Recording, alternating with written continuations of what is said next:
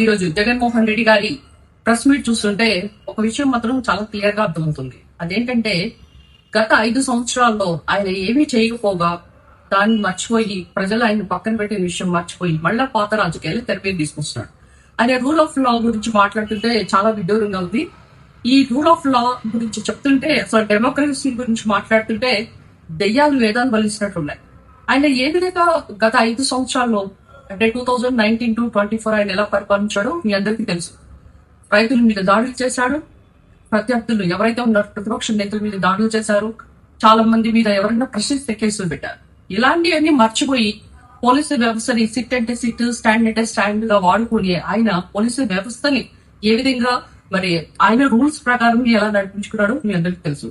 ఇక ఆయన red book గురించి మాట్లాడతారు. భయపడాలండి, అవినీతి పనులు భయపడాలి, అక్రమాలు చేసిన వాళ్ళు భయపడాలి, లేకపోతే చట్టాలు ఉల్లంఘించిన వాళ్ళు భయపడాలి. అలా కాకుండా నీతి మంతులు వాళ్ళు చాలా శుద్ధ పూసలు అంటున్నారు కదా, వీళ్ళతో భయపడతారు. మీరు ఎదుర్కొండి. మీరు మీ హయాంలో అంబేద్కర్ రాజ్యాంగాన్ని పక్కన పెట్టి రాజారెడ్డి రాజ్యాంగం తీసుకొచ్చి మీ ఎమ్మెల్యేలని మీ ఎంపీలని మరి మమ్మల్ని సస్పెండ్ చేసి మా మీద రకరకాల విచిత్రమైన ఆరోపణలు చేసి తర్వాత మా క్యారెక్టర్ అసోసియేషన్ చేసి మా పిల్లలను కూడా ఎంతో మందిని హెరాస్మెంట్ చేసిన మీరే మాట్లాడతారు రూల్ ఆఫ్ లా గురించి. మీరు రెడ్ బుక్ రాజ్యాంగం గురించి మీరు మాట్లాడే అర్హత లేదు. ఇక రైతుల గురించి మాట్లాడతారు. మీ హయాంలో ఏం చేశారు? ఎప్పుడైనా కానీ రైతులకి సకాలంలో ధాన్యం కొనుగోలు చేశారా? వాళ్ళకి ఏమన్నా మీరు ధాన్యానికి కావాల్సిన పెట్టుబడి మద్దతు ధర ఎప్పుడైనా మీరు పలికారా? మరి చంద్రబాబు నాయుడు గారి హయాంలో అన్నదాత సుఖీభావ పేరుతో మేము ఎన్నో ఈ పథకం టైం టు టైం వేసినాం, వాడు ధాన్యం కొనుగోలు చేసినాం. ఇలాంటి మంచి కార్యక్రమాలు చేస్తున్న ప్రభుత్వాన్ని మీరు ప్రశ్నించిన విధానం చూస్తుంటే ఇక సంక్షేమం అంటే ఏంటి? మీరు అప్పు చేసి పప్పు కూడా తినిపిస్తారా? సంక్షేమం అంటే ప్రజలకి ప్రతి ఒక్కరు కూడా వాళ్ళ ఇంటి డోర్ స్టెప్ దగ్గర వెళ్ళడం.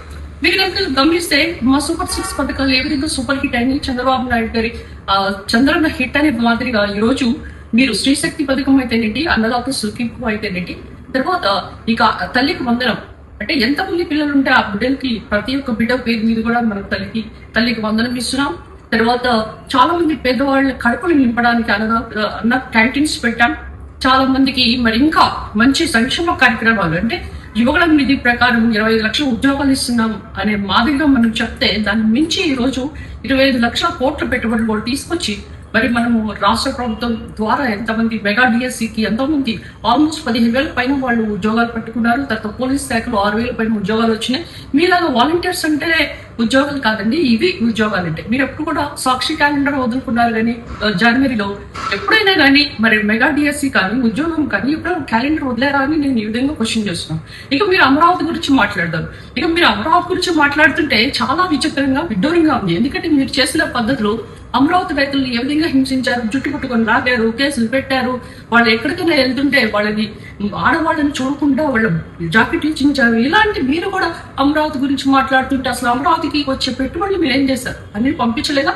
ఒక ఉద్యోగం ఇచ్చారా? అమరావతికి పెట్టడం ఇసుకనే వేసారా? ఒక కట్టడంలో కట్టారా? మీరు అమరావతి గురించి ఇప్పుడు మాట్లాడుతుంటే అమరావతి పేరుతో ఈ రోజు మీరు ఓట్ బ్యాంక్ రాజకీయాలు చేస్తుంటే చాలా విడ్డూరంగా ఉంది. ఎందుకంటే ఈ రోజు మీరు ఏం చెప్తున్నారు? గెలిచే ముందు అంటే ఎన్నికల ముందేమో అమరావతిని సమర్థించారు, గెలిచిన తర్వాత 3 రాజధానులను ఆట ఆడారు. ఈ విధంగా చూస్తుంటే అమరావతిని ఏ విధంగా మీరు మోసం చేశారో ప్రజలందరూ గమనించారు. కొత్తగా మీరు అమరావతి వర్సెస్ మావిగానంటే ఇక్కడ ప్రజలెవరు కూడా అంత చెవులో పూలు పెట్టుకుని ఎవరు లేరు. కనుక మీ రాజకీయాలందరూ కూడా గత 5 సంవత్సరాలు మీరు ఏ విధంగా పరిపాలన చేశారో మీ పరిపాలన ప్రజలు చూసి మిమ్మల్ని ఇంటికి పంపించారు. ఇకనైనా మీరు బుద్ధి తెచ్చుకోండి. ఇలాంటి ప్రెస్ మీట్స్ లో మీరు ప్రతి ఒక్క మాటను కూడా ఆచితూచి మాట్లాడుకోవాలి. ఎందుకంటే మీరు మాజీ ముఖ్యమంత్రి. ఈ విధంగా మీరు ఏ విధంగా నోరు ఆ విధంగా తిరిగితే మాట్లాడటం అనేది డబల్ టైం. ఇప్పుడు మీరు అంటారు కదా మాట తప్పడు ముడం తిప్పడది, మీరు మళ్ళీ మాట తప్పారు ముడం తిప్పారు. కనుక ఈ రోజు ప్రజలందరూ మిమ్మల్ని గమనిస్తున్నారు. మరి సంక్షేమ అభివృద్ధి అంటే ఎన్డీఏ కూటమితోనే సాధ్యం అని ఈ రోజు నేను చెప్తూ జై తెలుగుదేశం.